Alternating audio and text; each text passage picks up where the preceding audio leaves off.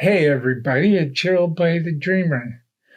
Welcome to another very inspirational, positive, and exciting episode of Hanging with Dreamer, featuring Mr. Andy Robbins. And before I bring my guest out, who's waiting so patiently back in the green room, I just want to give a couple of quick shout outs, real quick, a quick announcement that there are world premieres every Friday at 6:30 p.m. only on The Dreamer's Life on YouTube. And also, I just want to give another quick kind of shout out. I just want to give a shout out to Bill Eagleston of the Essential Guitarist Group on Facebook, J. Lance Remy of the High Voltage Video Magazine. Thank you for all the months of featured, brother. I love you. And I would also just like to give a quick shout out to Bill Sirik and Creation Station in Canada. Thank you for your continued support, Bill. And also, I'd like to give a big shout out to Michael Stover of MTS Artist Management. Thank you, Michael, for having faith in me and let me interview your artists. Thank you, Michael. And without further ado, I would just like to bring out Mr. Andy Robbins. How are you, Andy? And welcome to Hanging with the Dreamer. Thank you for having me. Outstanding, sir. Thank you for asking. Outstanding. So, the first question on my mind, sir, is how long have you had your production company? I believe I started my production company officially in 2009, kind of unofficially in 2004. But it all stemmed kind of from even earlier than that, as some things started to come to an end in the late 90s. I started taking the helm on a lot of responsibilities for the band I was with, Holy Soldier, and found a lot of voids that could be filled. You know, I mean, I was always more or less our unspoken booking agent when we started off in the mid to late 80s until we got signed. And then when I had my our final record was put out on my own record label. So I've been kind of also not only in front of the scenes, but behind the scenes, wearing multiple hats throughout various phases of my career. 2009, I officially launched and branded a production company, promoting tours, events, shows, with a vast array of artists. And it's been quite exhilarating and different than what I do with just Holy Soldier or what I do as a session player, because it does entail a lot of logistics. One of the biggest ones being international and learning other languages and facilitating personnel in foreign countries. So it has me on my toes, you know. Outstanding. Outstanding. Thank you for sharing that. Mm-hmm. So, now that we're talking about Holy Soldier, what is Holy Soldier doing now? Well, in 1998, we made our final record and did our final tour. And when I say final, because at that, we haven't done anything since then. Well, I take that back. We had a reunion in 2005 where we went back out and did a reunion tour, but we haven't released any new music since Encore in 1998. My brother-in-law is Michael Cutting, the guitar player. He's married to my sister-in-law, my wife's sister. So we're all very close. Jamie and I spend a lot of time traveling. Us and our wives go to Europe or the islands every year and do an extended vacation together. and it hasn't measured up to any new music, but we're not opposed to keeping doors open. But I've been saying that for 5 or 10 years now, that the opportunity just hasn't presented itself to where it's advantageous for all of us to get together as that unit. Because myself personally, I stay so busy with all the other artists that I work with and play for. That's a big part of it. And then the fact that Michael and I are in Florida and Jamie and Terry are in California, we got a lot of miles in between us. And COVID, I haven't gone out and toured in 2 years anyway because of COVID. So, those are things that we take into account. In the middle of COVID, you're not dreaming about another reunion tour at any point. But we do get the offers, and we do get the inquiries, and we have the fans always asking for new records. And, as much as we'd like to make that a possibility, I think if we even live together in the same city, we might even entertain stuff like that. I've lived in Brazil in the last 2 years twice. Mike lived in Brazil. So we've not only had a continent, separate us, but, it's 6,000 miles separating us. The internet allows you to do a lot creatively as far as tracking and sharing, file sharing and doing, writing. The people send me music all the time, and I play bass on their compositions and recordings. But we just haven't found that works in our chemistry. Holy Soldier's a band that we're at our best when we seclude, get together with our unofficial member, producer, David Zafiro, and all of us get in a pre-production situation for weeks, and undistracted, we can do some pretty nice collaboration and work if we get in that environment. I think that would be ideally how it would go down if we did anything again. Outstanding. Thank you for sharing that, sir. Sure. So I was reading, and I was really fascinated by that you yourself, Mr. Robbins, sir, are a multi-award winning artist. And I thought that's quite an honor, Tumbling, yes, thank you. And it's just amazing, where the music journey and creative art journey will take a person. Yeah. It's amazing. So, playing bass with Gene Loves Jezebel. Yes. Would you like to share a little backstory about that? Sure.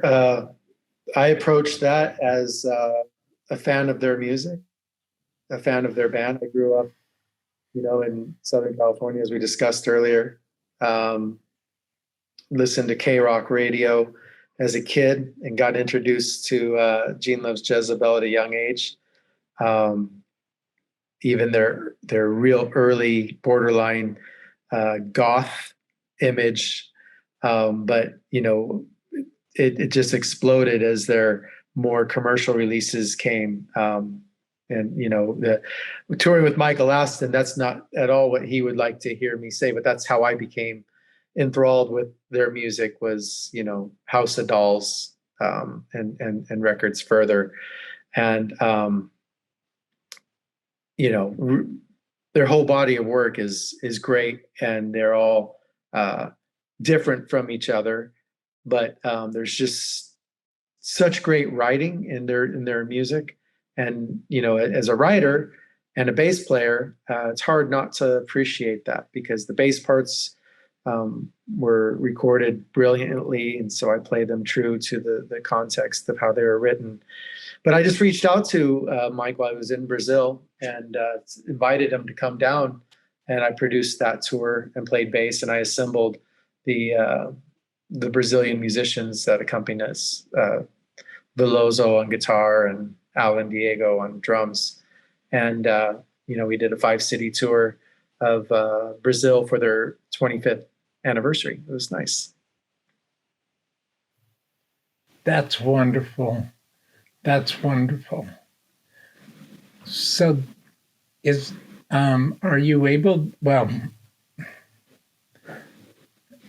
can you share a backstory about what it's like to be involved with Brit Floyd? Well, yeah, I mean, that's another one that came together through friendships. Pink Floyd is the artist that inspired me most in my youth. I learned about rock music from an older sister, but I learned about great music from my mother. She always played, vinyl LPs while I was growing up, and I got exposed to all types of music.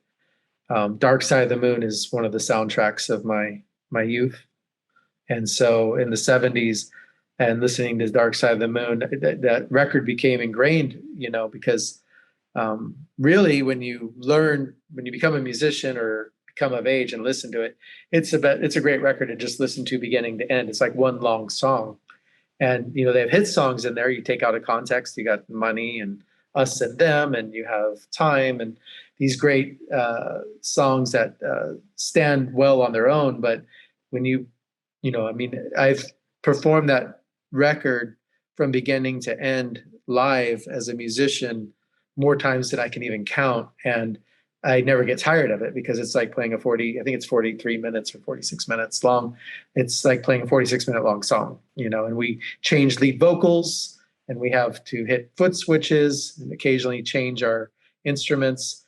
But to keep everything going, there's just enough rest in between certain, interludes and reprises where you can pull off that record live and make it work. Not to get off course of Brit Floyd, because I was such a fan of Pink Floyd, I got exposed to Brit Floyd, or at least the guys in Brit Floyd, when they were all part of the Australian Pink Floyd. And so we became friends in Arizona when they came through on tour. I think it was in 2004, maybe 2004. And maybe 2006. And, just started hanging out when they would come to town. And then I moved to Miami, and we hung out when they came to town. And then I moved to Brazil. And when I came back from Brazil in 2010, they had split off and started two bands. Aussie Floyd kept going, but they broke off and started Brit Floyd, which in my opinion took the best components of Aussie Floyd, and not only players, but their media director, their artist that does all their visuals, their manager, everything, and they made this new entity. And they knew me as a guy that played in smaller scale full Pink Floyd experience tribute shows. And in 2015, on their Space and Time tour, they ran into a pinch where they had a guy quit the band on a day's notice. And that guy rotated through the stage all night, different instruments. So he was their sax player, he was their percussionist, not drummer, but percussionist, additional percussion, played additional keyboards, acoustic guitar, and bass as needed on songs.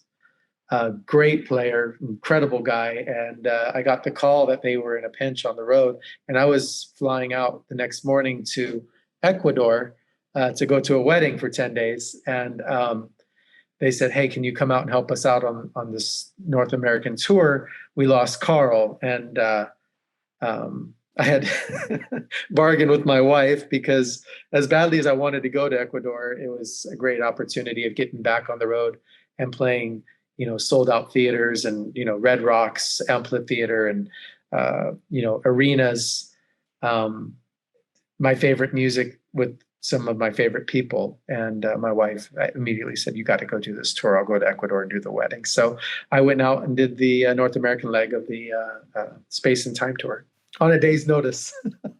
I had to he gave me the list of songs, and I had to while my wife was repacking my suitcases, I had to sit down and see if I remembered all those, because they gave me a list of songs that I was going to be playing guitar on, and I hadn't played guitar in probably close to 2 years. So I had to like practice guitar overnight, literally, to have the parts down for that tour. So it was pretty interesting. Not lead guitar, just acoustic, but it was kind of neat to go back and have to cram. Even on the plane, I was sitting there with the music in my head, pressing, because the engines of the plane were so loud, and I had to hear that music as much as possible. In between the time I committed to it, to my sound check, which was going to be the only one time I ran through all the songs before playing them. I had one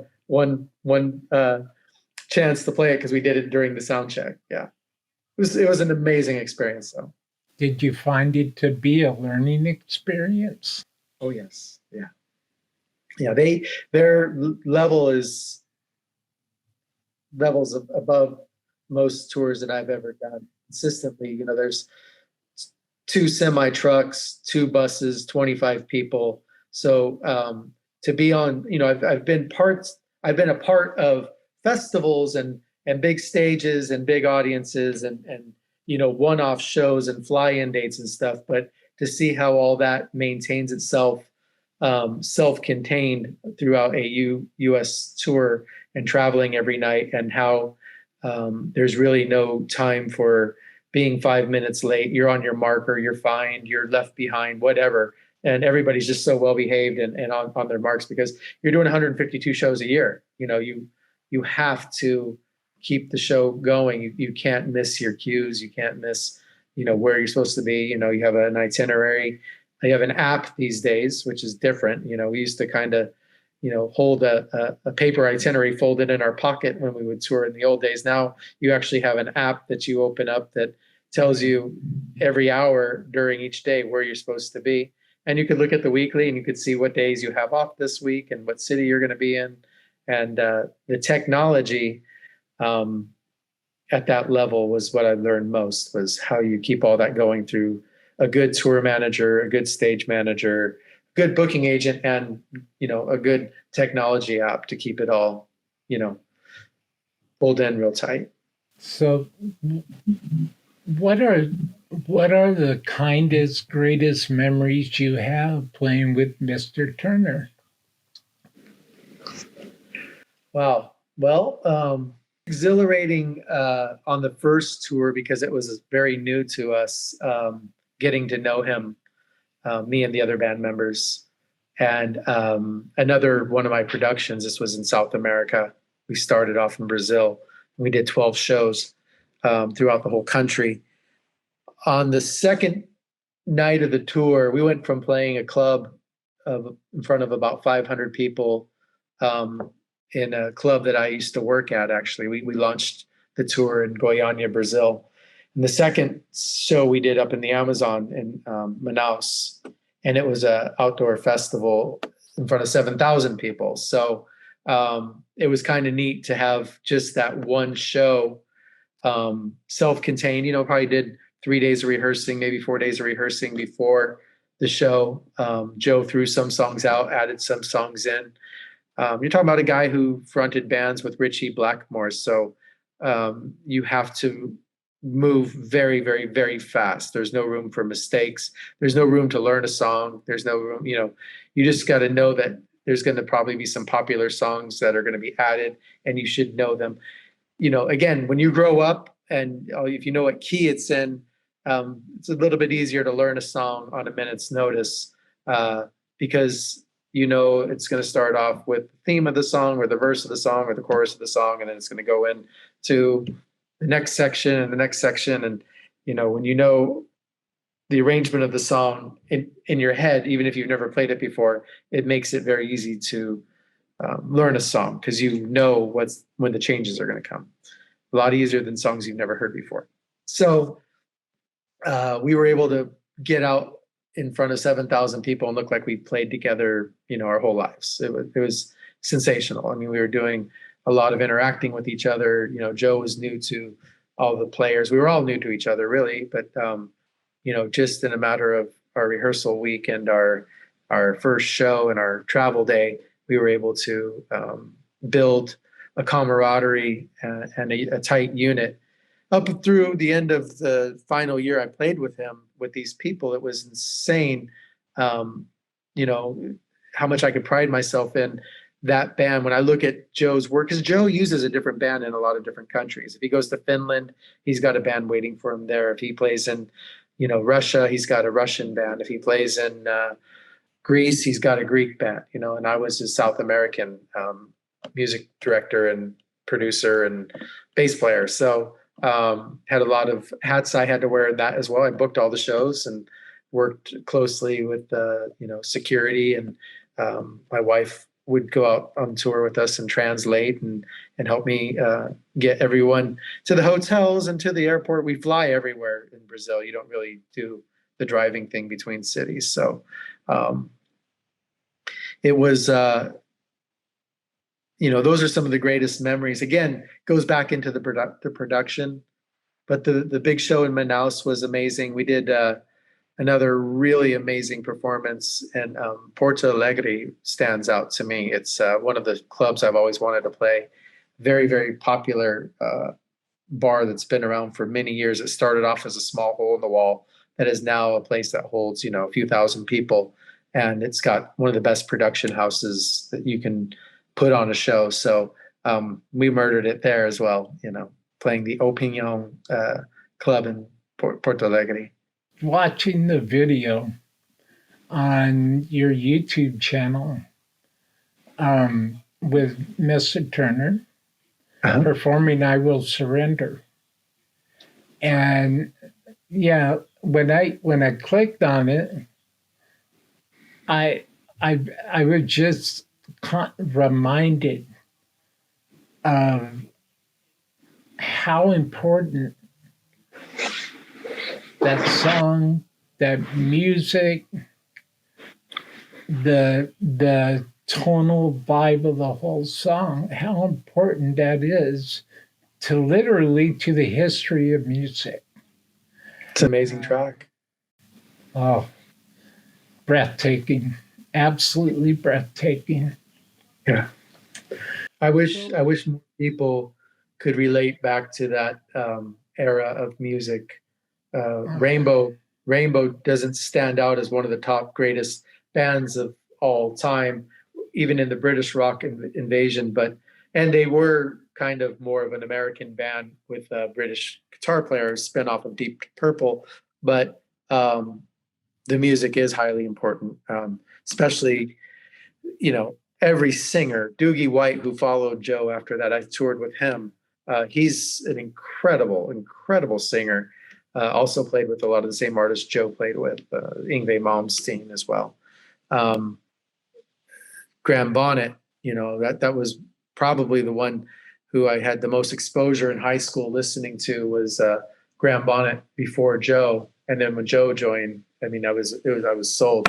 And then the magical surprise of when you get a little bit older and pick up the older records, you learn about Ronnie James Dio. And it's like, it just doesn't get any better than that, you know?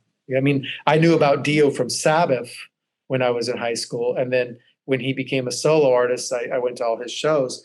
But, you know, it's in those shows where I got introduced to some of the brilliant catalog of Rainbow, you know, and every era of Rainbow, it's different, but it's important and it's equally amazing. Well said. Well said. Thank you. I can't agree more. That's wonderful. That's wonderful. So, if you were to meet a young guy or a young girl that wanted to learn how to play an instrument, they just love listening to music so much that they wanted to dare try and replicate that and become a musician. What would be your advice to them, sir? Definitely don't learn it the way I did. And I say that because if you go to YouTube and watch these young players today, they're better than most old players I know. I mean, their brains are a sponge, and there's so much great information to teach you properly, technique, theory, the gear's more, I guess, accessible. Maybe not as affordable, but definitely accessible. But with amp modeling, you can have all types of different sounds at a foot switch for a few $100, where we used to have to buy the individual amp. If you wanted a different sound, you bought another amp or you invested in a stomp box. But I started off wanting to be a drummer, but I lived in an apartment. So I bought a drum pad, and my mom had a little bar that had a padded cushion that followed along the corner of the bar. So I would put the drum pad and the padded cushion there, and I would practice drumming. Well, it drove my family crazy, and I was never going to have a drum kit in that apartment anyway. So my great aunt bought me a acoustic guitar, and I traded that for a bass. And then she said, no, I wanted you to have that. So she bought me another acoustic guitar. So I grew up playing acoustic guitar and bass simultaneously, learning them both. But when I joined my first garage band, I was a bass player. So I learned covers and kind of gave up playing guitar and pursuing guitar because I wanted to play bass and never took songwriting seriously. So I say that only because that would be one of the things I would put as advice to kids or young adults or whoever's just picking up an instrument for that matter. Songwriting to me is the most beautiful part of learning to play. Now you got to enjoy playing, and when you can play, I remember the first time I learned a song and I played a song straight through without making a mistake. It puts a lot of wind in your sail. It's like you just do it over and over and over again, and there's a lot of joy in that. And even if you're just playing in your living room and then you want to do it for your family members and you want to do it for your friends, then you put together a band and everybody can do it together. And that's how it slowly comes together. At least it did back then. Now people start projects and bands and everything. Like I said, right here, there's probably guys all over the country right now with instruments in their hand doing what we're doing, talking about, chord progressions and, things that rhythms and things like that. And that's fine too. But I would say get a instrument that you're very comfortable with, play around with a few different basses, if it's a bass, or a few different guitars. An electric guitar is probably a little easier to learn than an acoustic guitar. But an acoustic guitar, you don't have to worry about having an amp, and you can, play at a low volume in your bedroom, where electric guitar might not always be able to play at any given hour. But yeah, really, really familiarize with your instrument, be comfortable with it, and then just invest the time and be influenced by a lot of people. Don't just get influenced by one or two people. Like there's a lot of great artists from all different genres. And as you learn how to approach your instrument with an influence of, a little bit of rock or a little bit of jazz or a little bit of Southern rock, a little bit of funk, it will really help you create your own voice. I was a rock player almost my whole life, until probably 2002, I started getting exposed to other types of music that I started playing. I always appreciated other music, but I only wanted to play rock, and I don't think I grew until I started to playing other types of music. And other rhythms. Rock is very 4/4.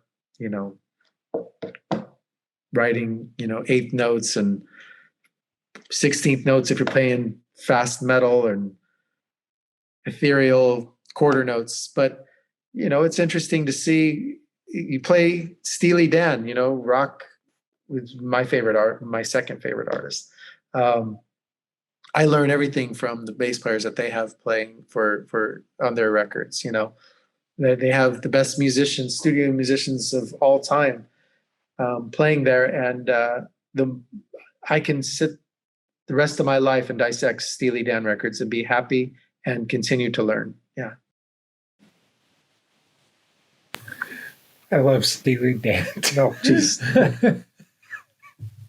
amazing. Amazing. So what did I try to leave some of my, well, what I call now my blockbuster questions towards the end sure. of an interview. And one blockbuster question I have for today would be, what is it that keeps you locked in, keeps you focused, and keeps you inspired to continue to pursue your goals, your musical goals, your creative goals? What is that? What is that thing, that driving force that keeps motivating you and keeps pushing you along? Two things. I'm very selective about who I do it with. Very selective. Obviously the talent level has got to be there, but I can't tell you how many opportunities I've had to, cross over and play country music. A lot of my friends did it. A lot of them are very successful at it. They don't understand why I didn't do it. I just don't. That type of music just doesn't do it for me. I can't see myself on stage enjoying it, no matter what size of the crowd or how much the paycheck comes. So I have to enjoy the music, have to enjoy who I'm doing it with. And I don't do it for the money. And it's not that there's a ton of money in this anymore anyway, but I don't let any level of money decide whether I'm going to take a gig or not. I'm self-sufficient in my life. So where if somebody says, hey, do you want to go tour Europe for 6 weeks? I can go do that and say yes before I even ask them what I'm going to get paid. Because if I like the project enough, I believe in the music enough. And again, most of the people I work with, I'm in probably 5 different bands as, an auxiliary bass player. Some bands only do 3 shows a year. Some do about 6 to 10, and some do, a little bit more than that. But I don't need to worry about, are they going to have a drummer that suits my needs? Or are they going to bring in a singer that I like or whatever? They're just as picky as I am. I've just been lucky through the years of the people I've met and the relationships that I've made in music that I can kind of do it on my terms. Like I said, over the last 2 years, I'd love to have done a lot more, but I don't want to go out and play and put anybody's health at risk either, So to think that maybe somebody would gone to one of my concerts when it wasn't safe and contracted COVID and gotten sick and either died or had long-term effects because of this wretched virus, I'd rather not play. I don't want to play to a half room of people standing around in masks either. So I'm doing it on my terms, and when it's safe to get back out and play, I'll get back out and play. But for the last 2 years, I've been sitting here honing my craft, buying more and more basses, selling old gear, modernizing things, taking things to my tech and having him update it. If I had to go on tour tomorrow, I could do the most awesome world tour with the way I've set up all my basses and my gear. But, I say that only because I did have COVID and it hit me hard and it wasn't fun and it got a little scary. It didn't affect my breathing, but it took about 2 weeks to shake, and it took about 2 weeks to have the energy to get out of bed and continue with life again. And I just, wanted to be respectful of the CDC's guidelines and what's best, because there was there was 300 million opinions in the United States alone on how best to handle that virus. And I had to align with science and what resonated best in my being. And I just followed it that way, and I have zero regrets. Well, thank you. Thank you for sharing that. I just want to thank you for coming by Dreamland Studios today. And well, thank you again for having me. It's been an honor. The honor's all mine, sir. The honor's all mine. I just want to remind everybody that's going to watch this when it's premiered and catch this on the replay and all over the Dreamers Life social media. You've been watching Hanging with the Dreamer with your host, me, your old buddy, the Dreamer. And I have had the honor and the privilege to speak to Mr. Andy Robbins. The honor was all mine. Thank you. Thank you so much, sir. And for anybody who would like to see me keep bringing the epic conversations and the epic interviews that I'm known for, please consider hitting my support link and my PayPal link, and that will help me keep bringing better and better and better productions. And also subscribe, smash that bell so you don't miss out on anything coming out from me, the Dreamer, in Dreamland Studios, or anything coming out from the Dreamer's Life. Thank you, everyone. You have been watching The Dreamer. You have been watching Hanging with the Dreamer, featuring Mr. Andy Robbins. Please check out all the support links in the description box below and check out all of Mr. Robbins' support links. Follow everything that Mr. Robbins is doing and enjoy the beauty of music. Until next time, dreamers, this is your old buddy, the Dreamer, saying be kind, be gentle, be loving, be helpful, help those that need it, and spread some positive vibes. This world needs it.